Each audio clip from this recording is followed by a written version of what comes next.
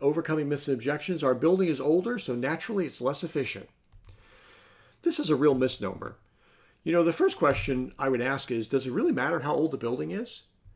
Did you know, for example, that the oldest building to receive the Energy Star label, at least as of the time of this recording, is more than 100 years old? I believe it's a bank branch in Cambridge, Massachusetts, in the United States. It was built in the 1820s. Wow. Many old buildings have replaced their equipment at the end of life with more efficient models. So the fact that the building shell is older, I don't know. I mean, it's not as if they have the original air conditioning system that they did when they built the building.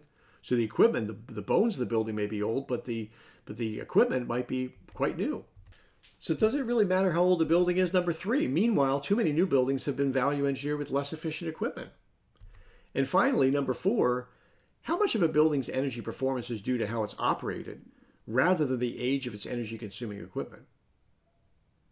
It's interesting. When you take a look at the older buildings, you frequently find that they have better bones. They have more thermal mass, less glazing, because in the old days glass was very expensive. So it's actually possible that these buildings could be more thermally insulated just because of their construction. And meanwhile, you're building a lot of brand new buildings with spandrel glass, very poor insulation in some of these buildings.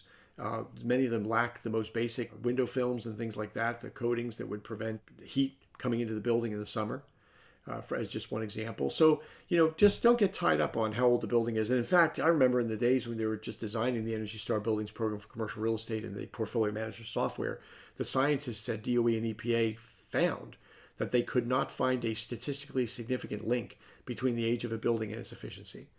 So if that's not enough to tell you that it doesn't matter how old the building is, I don't know what is. It's really a myth that has to be dispelled.